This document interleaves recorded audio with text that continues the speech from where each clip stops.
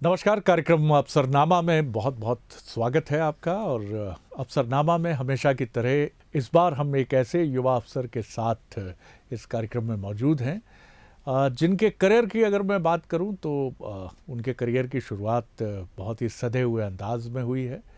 2-3 ज़िलों में वो पुलिस कप्तान की भूमिका निभा चुके हैं।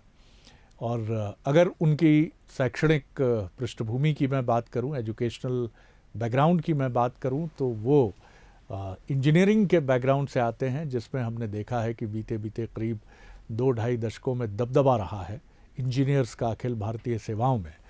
और यहाँ आने के बाद उन्होंने कुछ नौकरियां भी की और अमेरिका में भी रहे और उसके बाद कस्टम्स में भी उन्होंने अपनी सेवाएं दी। लेकिन तय होता है 4 मित्रों के बीच में एक दिन कि हमें किसी अखिल भारतीय सेवा के लिए तैयारी करनी चाहिए। और कितना खूबसूरत परिश्रम और परिश्रम से उपजी हुई जो कर्म या भाग्य, दोनों का एक बड़ा सुखद सम्मिश्रण होता है। काफ़ी दिलचस्प होगी उनसे बातचीत। तो मेरे साथ हैं आज एसपी नॉर्थ भोपाल का जो दायित्व अभी निभा रहे हैं शैलेंद्र सिंह चौहान जी, जो 2012 बैच के ऑफिसर है अखिल भारतीय पुलिस सेवा के। सर, बहुत स्वागत करता हूँ। बहुत बहुत थैंक यू। शैलेंद्र जी, हम पीछे चलते हैं इस कार्यक्रम में, तो मैं भी आपको पीछे ले जाऊंगा और शुरुआत आपके स्कूली जीवन से ही करूंगा। एक अच्छे स्टूडेंट की छवि लेकर तो आप आगे बढ़े ही होंगे, सवाल ही नहीं उठता है, लेकिन फिर भी मैं जानना चाहूँगा कि वो कौन सी उम्र थी जब करियर के बारे में आपने सोचना शुरू कर दिया था और जहन में करियर का मतलब क्या आता था आपकी कि कहाँ जाना है, किधर जाना है? देखिए, वैसे बेसिकली मेरे फादर और कुछ मेरे रिलेटिव्स जो थे वो डिफेंस फोर्सेस में थे। मेरे फादर भी एयरफोर्स में थे। तो इनिशियली मेरा बहुत मन था डिफेंस फोर्सेस में जाने का, स्पेशली एयरफोर्स में। लेकिन ड्यू टू जो स्पेक्स मुझे फिर स्कूल टाइम पे लग गए, then I tried for defence forces, specially army. तो मैंने एनडीए भी दिया था, एनडीए में भी सिलेक्शन हुआ था। और उसके बाद जो एक टेक्निकल एंट्री स्कीम होती है उनकी, उसमें भी मैं सिलेक्ट हुआ था। लेकिन both the times due to medical only because of eye sight I got rejected. तो इनिशियली मेरा बहुत मन था डिफेंस में जाने का, यूनिफॉर्म सर्विसेज में सर्व करने का। बट सिंस वो नहीं हो पाया, तो लेकिन मेरा सिलेक्शन तब तक इंजीनियरिंग में हो गया था। I was studying in engineering college. तो आई परस्यूडेड माई इंजीनियरिंग एंड उसके बाद एज अ सॉफ्टवेयर इंजीनियर मेरा कैंपस सिलेक्शन हुआ था। कंप्यूटर साइंसेज का ऑपरेशन है नोएडा में, तो उसमें फिर मैंने काम किया। And then I was sent to US from the same company. And after that जब मैं एक टाइम पे इंडिया आया था, तो एक रात हम लोग जो फ्रेंड्स थे, वी हैड अ डिस्कशन। और उसी डिस्कशन में वी ऑल डिसाइडेड कि we will be preparing for civil services. तो then we started preparing for it and rest we got selected and this is how we ended. चारों मित्र थे आप हैं और रहेंगे हमेशा, ये चारों इंजीनियरिंग बैकग्राउंड के रहे?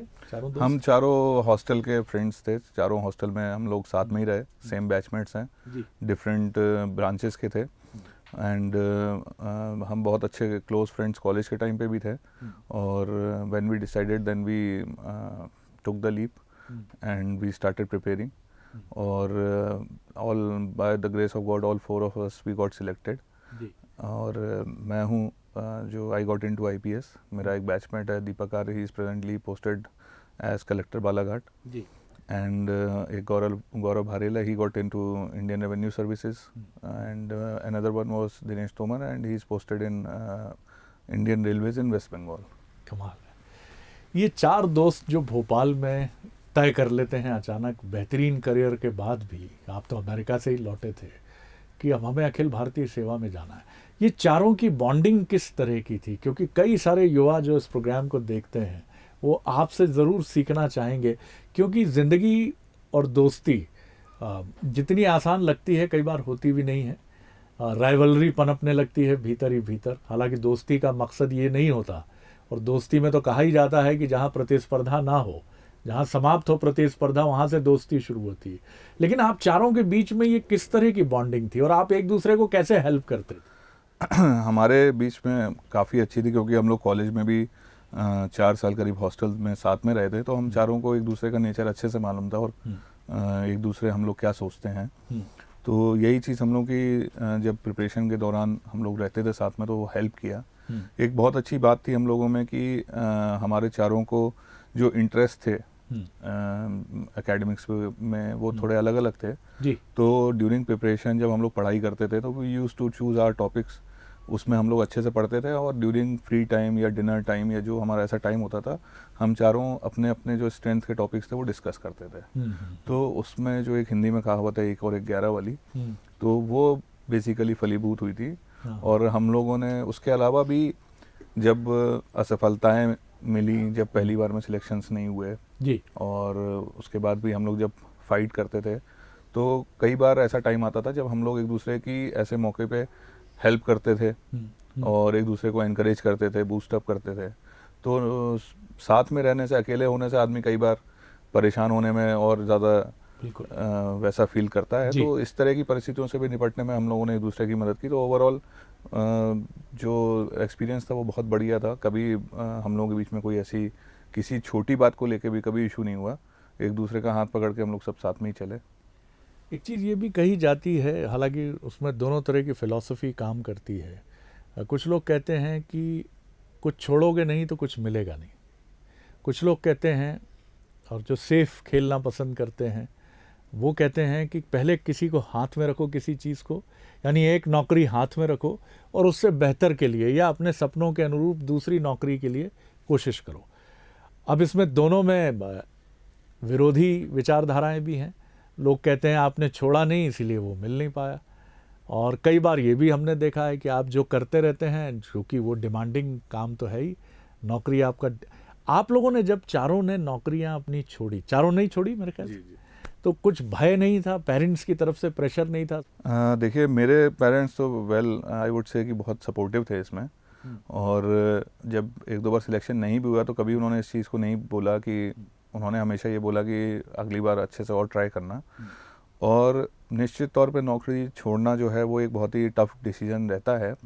लेकिन मुझे ध्यान है जब हम लोग कॉलेज में थे तो हमारा उस टाइम पे किसी कारणवश उस समय जो सीएसपी थे उनसे हम लोगों की बातचीत हुई थी। उसमें भी हम इत्तेफाक से 2-3 हम लोग थे ही साथ में। तो he was also a senior from our college only. तो उनसे जब हम लोग एक बार ऐसी सिविल सर्विसेज के बारे में डिस्कस कर रहे थे तो ही सेड कि देखो civil services is a game of 10 years, you have to take a risk. और अगर आप उसमें सिलेक्ट हो जाते हैं तो you are 5 years ahead of anybody else, और अगर नहीं होते हैं तो you have to ready for the setback of being 5 years behind everybody else. तो ही सेड कि दैट विल बी लाइक। और उसके बाद हमारे कोचिंग में भी टीचर्स थे तो वो भी कई बार ऐसा बोलते थे कि मोटिवेट करने के लिए कि this is the most important exam, कि जिसका return to input is very high, means it is the highest among any other exam in the country. तो इन सब चीज़ों को ध्यान में रखते हुए it was a risk that was worth taking. कई बार कई लोग नौकरी नहीं भी छोड़ के तैयारी करते हैं, ये बात भी सही है, ऐसा नहीं है कि छोड़ने से ही सिलेक्शन होता है।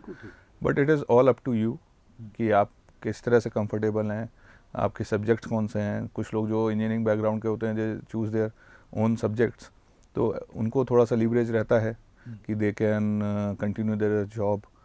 लेकिन जैसे जिनके लिए नए सब्जेक्ट्स होते हैं, ऑलमोस्ट उनको सब कुछ नया पढ़ना है और फिर उनकी अपनी अपनी एप्टीट्यूड भी रहता है।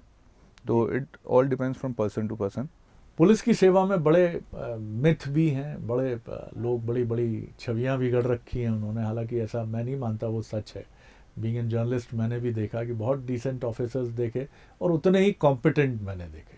लेकिन फिर भी जब एक बहुत ही डिसेंट शैलेंद्र जी इस माध्यम में प्रवेश करते हैं अखिल भारतीय पुलिस सेवा में, तो शुरुआत आपको कैसी लगी जब आपने इस ज़मीन पर पैर रखा अखिल भारतीय पुलिस सेवा की, एक बड़ी टफ ट्रेनिंग के बाद, हैदराबाद के बाद, तो किस तरह की अनुभूति थी वो?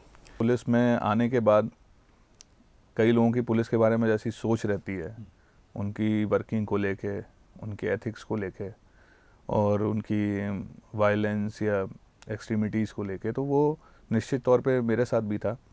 लेकिन जब मैं इसमें सर्विस में आया तो मैंने सिक्के का दूसरा पहलू देखा और वो दूसरे पहलू से मैंने रियलाइज़ किया कि जो है पुलिस में और भी बहुत सारी चीज़ें हैं अपार्ट फ्रॉम विच जो हमें डेली बेसिस पे प्रोजेक्ट होती हैं।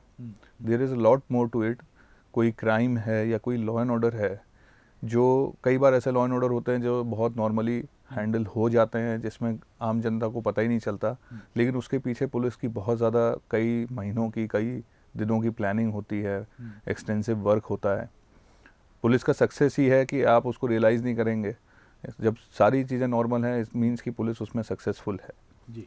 कई बार क्राइम्स हम लोग रोकते हैं, लेकिन वो आम जनता की जानकारी में आता नहीं है, और कभी कोई क्राइम हो भी जाता है तो उसको डिटेक्ट करने के लिए, उसको खोलने के लिए, या उसमें सही कल्प्रिट्स का पता लगाने के लिए उसमें भी बहुत सारे एफर्ट्स लगते हैं। खुलने के बाद कोई केस बहुत इजीली हम कह सकते हैं अच्छा इसमें इस तरह से लिंक हो गया, लेकिन जब तक वो नहीं ओपन होता है तब तक जितनी भी उसकी पॉसिबिलिटीज़ होती हैं, we have to explore each and every one. और फ्रॉम अ पुलिस पर्सन, चाहे वो किसी भी बैकग्राउंड से हो, उससे एक्सपेक्ट किया जाता है he has to be master in each and every field, चाहे वो लेटेस्ट टेक्नोलॉजी हो या लॉ हो, लेटेस्ट अमेंडमेंट्स हो, he have to be updated, he have to know each and everything. फिर जो कई केसेस आते हैं जिसमें पेपर्स का, डॉक्यूमेंट्स का कुछ फॉर्जरी होती है, तो they have to know the procedure of each and everything. तो कई बार होता है कि कई चीज़ों में ऐसे इश्यूज़ होते हैं, लेकिन overall it is very tough, very quite challenging job, which I would say from apart being a policeman, because I have done service from in other jobs also. So policeman is a very different job, and it is a very tough job also.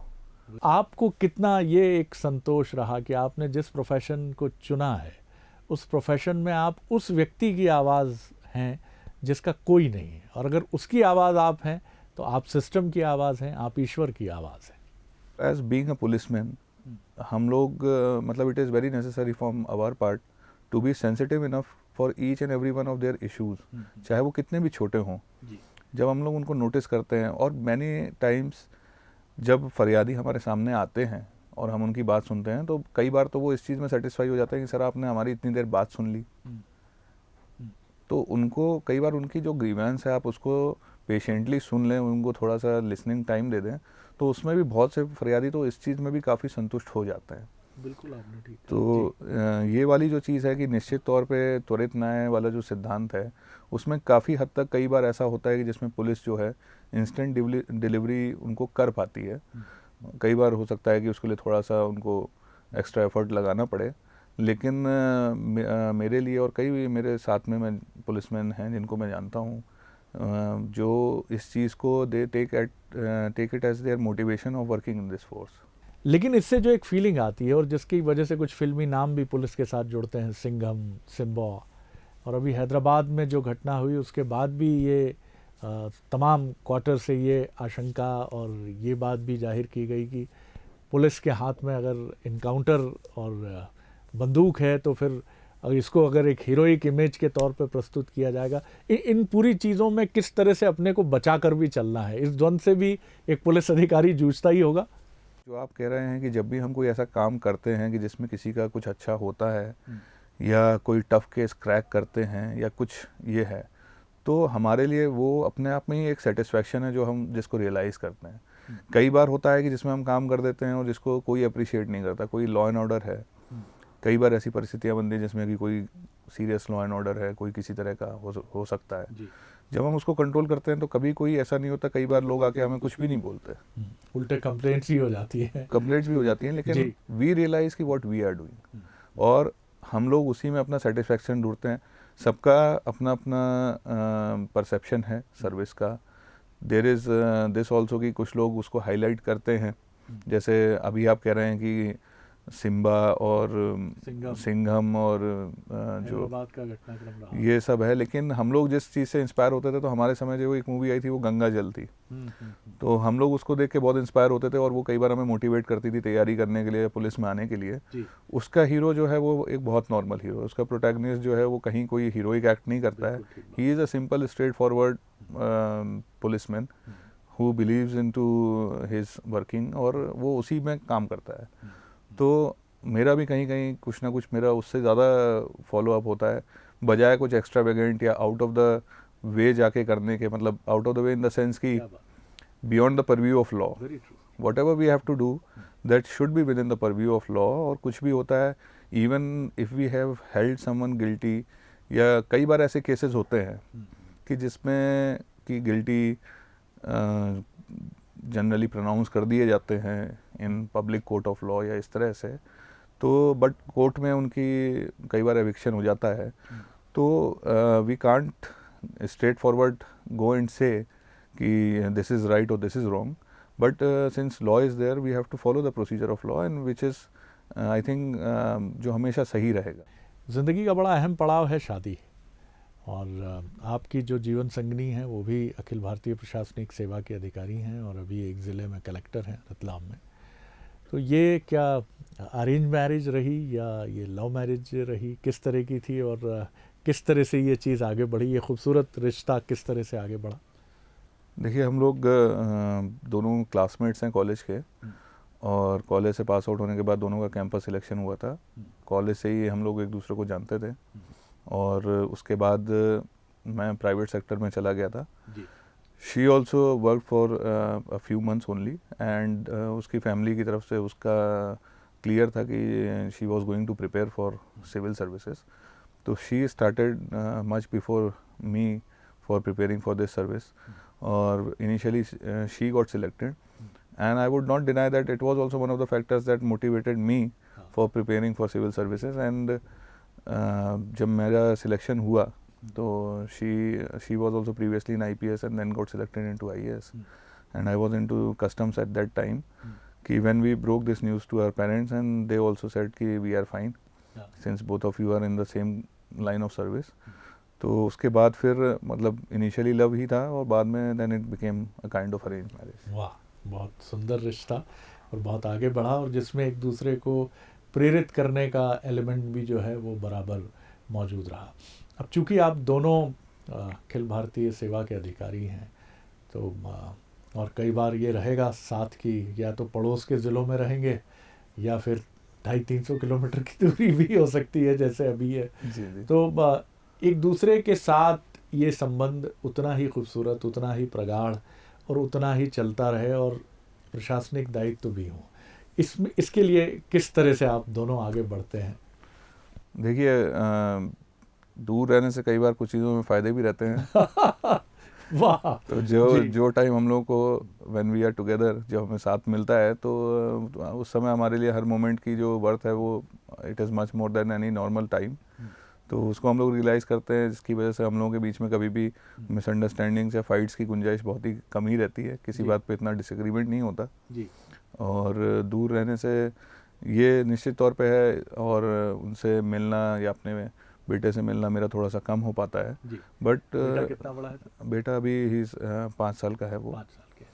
तो mother के साथ ही है? हाँ, के साथ ही वो अपनी mother के साथ ही रहता है। जी। तो निश्चित तौर पे फैमिली से मिलना थोड़ा सा कम हो पाता है, बट ये तो इस सर्विस की कंडीशन है ही that we have to follow. Then after some time हो सकता है कि इस तरह के कोइंसिडेंस हों कि जब हम लोगों का साथ में रहने का हो जाए, बट टिल देन जब तक भी होता है सर्विस के साथ साथ, और बेटर है कि अंडरस्टैंडिंग के साथ वी मूव फॉरवर्ड, और we try to avoid any such kind of things की जिसकी वजह से कभी कोई ऐसा इशू हो। मुझे ऐसा लगता है, ये मेरी गट फीलिंग है कि आप जिस तरह से आपके व्यक्तित्व में एक डिसेंट एलिमेंट है, तो मुझे लगता है कि काफ़ी हद तक मैडम जो हैं वो इसको काफ़ी इंजॉय भी करती होंगी, कि कभी अगर उनकी तरफ से, मुझे लगता नहीं है कि वो नाराज़ होती होंगी, लेकिन कभी अगर कोई बात उठी तो आपकी तरफ से बड़ी जल्दी ख़त्म कर दी जाती होगी। ख़त्म करनी पड़ती है क्योंकि ज़्यादा समय रहता नहीं लड़ाई करने जी लड़ने का भी समय नहीं है। बिल्कुल ठीक है। आगे आप किस तरह देखते हैं अपने करियर को? आप बालाघाट में, आपकी बालाघाट रहे नहीं, आप छिंदवाड़ा रहे, एक ट्राइबल डोमिनेटेड डिस्ट्रिक्ट रही है, आगे आपको फिर मौके मिलेंगे। झाबुआ है मध्य प्रदेश में, मंडला है, डिंडोरी है, कई ज़िले हैं जहां समाज का डिप्राइव्ड सेक्शन है जिसको बहुत ज़रूरत भी है एक संवेदनशील पुलिसिंग की। तो आप आगे अपने करियर को किस तरह देखते हैं और किस तरह का एक अप्रोच ज़िंदगी में है आपका इसको लेकर? देखिए मेरी वर्किंग तो डे 1 से ही जो है मैंने आपको बताई कि कंटिन्यूस वर्किंग इसी सेंस में है कि मैं हूँ और जो भी मेरे सबॉर्डिनेट्स हैं, तो वो जो भी व्यक्ति अगर पुलिस थाने में आ रहा है तो पहला अप्रोच हम लोगों का होना चाहिए कि उसको प्रॉपरली अटेंड करें, उसकी प्रॉपर ग्रीवेंस सुने और जितना हमारे उस पर हो सकता है उसको एड्रेस करने का प्रयास करें।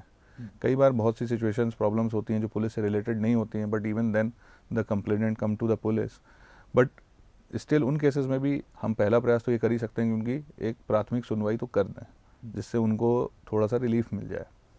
तो चाहे वो जगह या चाहे वो ज़िला कहीं का भी हो, हर जगह इस तरह का तबका है, हर जगह इस तरह के लोग हैं, वो पर्याप्त मात्रा में है। तो काम करने के हिसाब से या काम करने की दृष्टि से मुझे नहीं लगता कि कोई ऐसा ज़िला होगा एमपी में जहाँ पे इस तरह की कमी हो, और एवेन्यूज़ सब जगह हैं।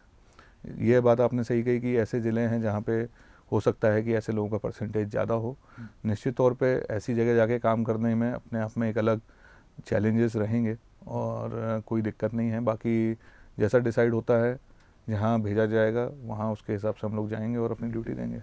वाह, कंक्लूड कर रहा हूँ इस सवाल के साथ कि बहुत सारे लोग जो ख़ासतौर से युवा, मैं देखता हूँ यूट्यूब पर उनके कमेंट्स भी जब मैं देखता हूँ तो वो ये हमसे ज़रूर कहते हैं कि कोई ऐसा मंत्र उनको ज़रूर मिले इस कार्यक्रम के ज़रिए कि कैसे वो अपनी सेवा की तैयारी करें, और ख़ास तौर से इंटरव्यू के लिए उनकी प्रिपरेशन किस तरह की हो, क्योंकि कई लोग इंटरव्यू में जाकर अटक जाते हैं। कितना संतुलन होना चाहिए, अगर आपको नहीं मालूम है तो क्या तुरंत कहना चाहिए कि मैं नहीं जानता हूँ। तो अखिल भारतीय सेवा की तैयारी और प्रिपरेशन ऑफ इंटरव्यू, इसके बारे में एक छोटी टिप्पणी आपसे ज़रूर चाहूँगा। देखिए, सबसे पहले तो ये कहना चाहूँगा कि there are no shortcuts for success. क्या बात। मैं भी जब तैयारी करने गया था, जो मैं अपने फ्रेंड्स के बारे में मैंने आपको बताया, तो इनिशियली मैं थोड़ा सा लापरवाह किस्म का व्यक्ति था। जितना समय पढ़ लिया उसके बाद थक गए, अब सो रहे हैं, ये है। लेकिन कुछ एक फ्रेंड्स जो ऐसे थे, जैसे हम लोग 4 रूम्स में रहते थे जी। तो किसी किसी के रूम्स की लाइट हम लोग कभी स्विच ऑफ होते देखते ही नहीं थे। कमाल है। जब हम सोते थे तो वो हमारे बाद सोते थे, जब हम उठते थे हमसे पहले उठ जाते थे। तो जब ऐसे लोगों के साथ हमने तैयारी की तो हम लोगों को अपने अंदर से लगा कि इतनी टफ कंपटीशन में और हम लोग इस तरह से बिहेव कर रहे हैं, तो that propelled us to work harder. और निश्चित तौर पे हार्ड वर्क जो है उसका कोई अल्टरनेटिव नहीं होता। तो पहली चीज़ जो है, जो भी इस फील्ड में आना चाहता है या सिविल सर्विसेज के लिए प्रिपेयर करना चाहता है, तो उसको इस चीज़ के लिए तैयार रहना है कि उसको बहुत अच्छा हार्ड वर्क करना है। दूसरा, किसी भी इवेंचुअलिटी के केस में उसको अपने आप को मोटिवेट रखना है कि हो सकता है पहली बार में ना हो, सेकंड टाइम में हो, तो उसको अपनी उस माइंडसेट के साथ आना है कि अगर डिफीट्स भी होती हैं या फेलियर्स भी होते हैं तो उसको अपने स्ट्राइड में लेना है और अगली बार अपनी कमियों से सीख कर उसको सक्सेस में कन्वर्ट करना है। और जो आपने लास्ट इंटरव्यू के बारे में पूछा आपने, देखिए मेन तो जो है वो मेंस होते हैं। मेंस में क्या है कि मेंस का वेटेज बहुत ज़्यादा है और मेंस में आपकी नॉलेज बेसिकली टेस्ट होती है। तो मेंस में आप जितना अच्छा परफॉर्मेंस कर सकते हैं उतना आपका इनिशियल एडवांटेज आपके साथ होता है। कई बार लोग बोलते हैं कि वो इंटरव्यू तक पहुंचा था, इंटरव्यू में सिलेक्ट नहीं हो पाया, लेकिन ऐसा नहीं है। सिलेक्शन दोनों के कंबाइंड उस पर होता है, मेंस के मार्क्स प्लस इंटरव्यू के मार्क्स। तो मेंस और मेंस का वेटेज ज़्यादा है, तो जितना आप मेंस में अच्छा स्कोर कर सकते हैं तो वो आपके फाइनल रिजल्ट पे असर करेगा। और इंटरव्यू के लिए देखिए, आपका नॉलेज का टेस्ट ऑलरेडी हो चुका है। Interview is more about your personality. There is no one under the sun कि जिसको सबके बारे में 100% पता हो, चाहे वो कितना भी पढ़े या कुछ भी करे। तो interviewers are there to basically test कि how you respond to things, what is your ideology. अगर आप किसी सवाल को जानते हैं तो आप कैसे रिस्पॉन्ड कर रहे हैं, और किसी को नहीं जानते हैं तो कैसे रिस्पॉन्ड कर रहे हैं। तो उसमें दोनों चीज़ें हैं। ये चीज़ मैंने सीखी जब मैं IPS में आने के बाद मुझे एक मौका मिला सब इंस्पेक्टर्स का इंटरव्यू करने का। तो when I took their interview, then I got to realise कि इंटरव्यूअर के पॉइंट ऑफ व्यू से इंटरव्यूअर क्या चाहता है अपने सिलेक्ट करने वाले में। तो ही बेसिकली लुक्स फॉर कि वो कितना कॉन्फिडेंस है, how he responds, how he talks, किस तरह the way he presents himself, the way he takes the question, और specially the questions which he don't know the answer to, उन questions को किस तरह से हैंडल करता है, that is the most important.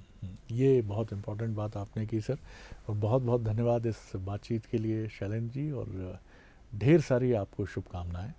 अभी कई सारे साल हैं शानदार, और जितना धैर्य और जितनी गरिमा और जितना संतुलन आपके भीतर है, तो हम ज़रूर ये उम्मीद लगाते हैं और वो उम्मीदें ज़रूर पूरी होंगी कि आप एक कॉम्पिटेंट ऑफिसर की तरह इस सफ़र को तय करते रहेंगे। और हम सभी को, मध्य प्रदेश को ये पूरा भरोसा है कि आप इस मार्ग पे चलते हुए अखिल भारतीय पुलिस सेवा और पुलिसिंग को आप ज़रूर एक नए संदर्भ में और एक गरिमा के साथ एक ऊंचाई की तरफ आप ले जाएंगे। ढेर सारी शुभकामनाएं आपको। ये थे 2012 बैच के अखिल भारतीय पुलिस सेवा के मध्य प्रदेश कैडर के आईपीएस जो इस समय भोपाल नॉर्थ के एसपी की भूमिका निभा रहे हैं। और अफसरनामा में अब वक्त है आपसे इजाज़त लेने का। अगली बार एक और अफसर को लेकर आपसे मिलेंगे। नमस्कार।